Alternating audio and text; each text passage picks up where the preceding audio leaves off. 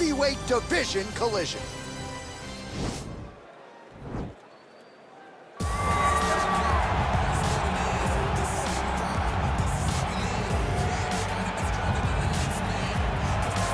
All right, so here he is, one of, if not the greatest to ever put on a pair of 4-ounce gloves. Jon Bones Jones. Daniel, this is the only man who has ever solved your game in a mixed martial arts setting. Johnny Bones back for more tonight. For me, I understand how special Jones is because he is the guy that's been able to beat me twice. But when you go down and you look at the resume, you start with Shogun Rua, then you have the Rashad Evans, and the Rampage Jackson, and then you have myself, Alexander Gustafsson's. It is a list of Hall of Famers that not many people can match when they say match your resume against mine. Jon Jones is a special talent, and he has shown that every time he has fought the very best the UFC has to offer. You put it well. In terms of the strength of schedule, I think he has the best resume of any UFC champion of all time. And of course, as he makes the walk here tonight, he puts that status on the line yet again. Well, this guy has truly made the takedown a thing of beauty in mixed martial arts. With respect to yourself and George St. Pierre and the truly great takedown artists, this guy's closing the gap and entering that company in the eyes of many. Oh, absolutely, because he's done such a great job of timing takedowns. I haven't seen anyone so good at slipping a jab into a takedown since George St. Pierre. Right. He does a phenomenal job of getting from step 1 to step 2 before his opponent even realizes now he's in on my leg. And if they do get their hips back, immediately he's up into a foot sweep or a headlock or an inside trip. It's just so many different ways for him to get you to the floor that he will throw every single one at you every single time. And a lot of fighters talk about that wrestling maintenance and how hard it is, right, over the course of a career to continue to drill those things. He talks a lot about that, and that's why he's continued to realize success here in the UFC. Ladies and gentlemen, this is the main event of the evening. And when the action begins, our referee in charge, Dan Mergliata. And now, this is the moment UFC fans around the world have been waiting for. Live from the MGM Grand Garden Arena in Las Vegas, it's time! 5 rounds in the UFC heavyweight division. Introducing first, fighting out of the blue corner. This man is a look-see-do fighter, holding a professional record of 26 wins, 1 loss, and 1 no contest.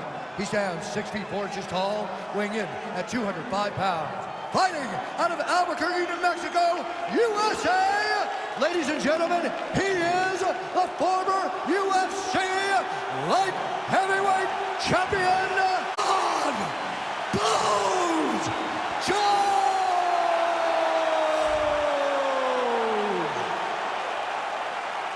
And now introducing his opponent, fighting out of the red corner.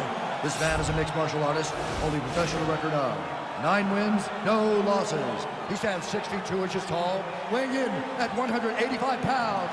Fighting out of Stockholm, Sweden, Khamzat Chimaev!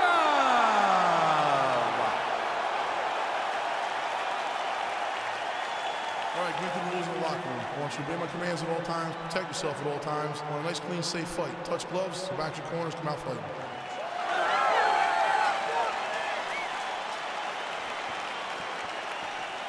You ready? You ready? Well, these guys have been on each other's radars for quite some time. Tonight, it shall be done. Both guys well-rounded. You think we're getting a kickboxing match tonight or what? You just don't know, right? You don't know who's going to be able to employ their strategy the way that they need to. This is a close fight on paper, and also in every performance we have seen them put on, these guys seem to be the mirror image of each other.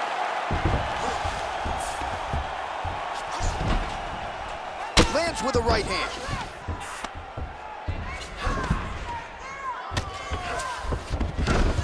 All right, half guard position for him here, and I can hear Dominic Cruz in the back of my head just screaming. Yeah, he loved it. I mean, but he's right? He's so right in terms of if you're on your back in the half guard, one thing you can't be is flat on your back. You need to be up on an elbow, you need to be half on the side, and you need to control the far. He jumps on a headlock. We call this in wrestling just a headlock. And if you're not careful, you can get stuck in an arm triangle. Watch triangle, watch triangle.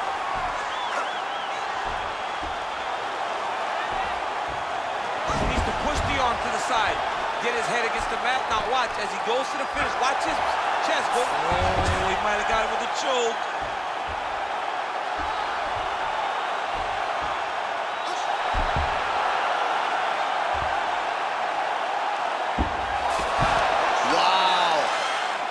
Right into side control here, DC. Biggest difference between half guard and side control? Well, side control to me feels like a little bit less control because now my legs aren't really doing anything anymore. Now I'm controlling you with my upper body. So I've got to be very, very aware. It's still advantageous, but it just seems a little more free-flowing than having something like a half guard. Pretty good ground and pound by him here. He told us on Thursday he needed to be more effective in these situations. Certainly effective tonight. Many people have gone away from this style of fighting. This man has embraced it, and you are seeing why he's one of the best that we've seen do it in a long time. Jones gets up, he is back on the feet. Looked like he was in a submissive state on the ground, but he worked hard there to get back to the feet.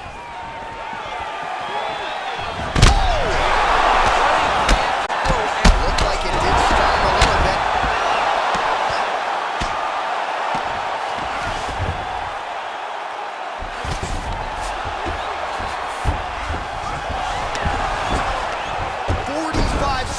Remain in the round.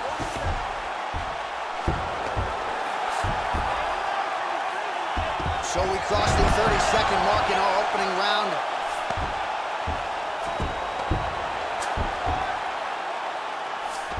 "15 seconds to go. All right, gotta be careful playing around inside his guard. Absolutely, John. That's why you don't sit in a full guard. When you sit in a full guard, it gives these guys too many opportunities to chase submissions, and now he's jumping on a triangle. This round, okay? I want you to be a little more active with your punches on the ground. Let's not let the ref stand. All right, so there's the end of the round, and the tide has officially turned. A huge head strike to stun his opponent. We'll see which corner can adjust here moving forward. I mean, they've got to be celebrating. They've got to be happy. Everything's working. But the other side has to be concerned. They have to figure something out, make some sort of adjustment to try to change the tide of this fight. Okay, ready? Round two. You ready? Go fight. Look at how he turns his hip into that leg kick. Oh, nice land there with the punch. You see, he's taking advantage of what is an obvious edge in reach. Nice right hand.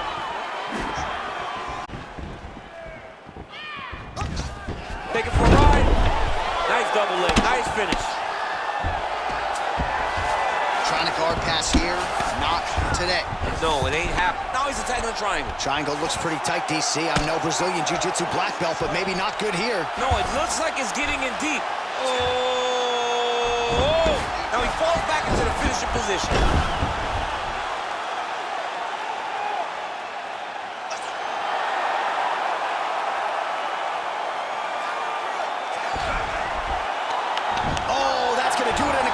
From there as he gets it done by submission. The moment he got the arm straight, he got the pressure with his hips to force his opponent to tap, and he wins the fight. Oh, my goodness. Yeah, that is some high-level Brazilian Jiu-Jitsu right there. Just the way he transitioned to secure the arm up against his body and ultimately force the tap. High-level stuff out of that young man here tonight.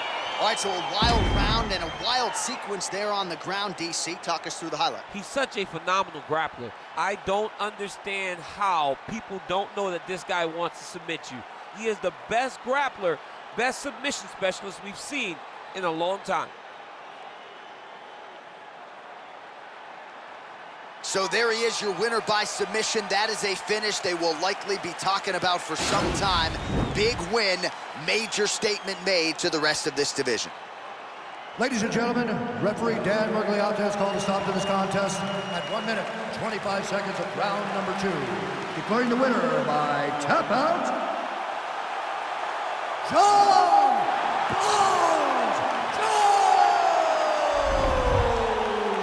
right, so there he is, all smiles, and rightfully so after he gets the job done by submission tonight. You told me off the air before the fight that he was going to submit him, and that's exactly what happened, man. I mean, you know, this guy has such a great submission game that you cannot lay in his guard. And his opponent is known to lay in the guard. He made him pay for it tonight, got the submission victory.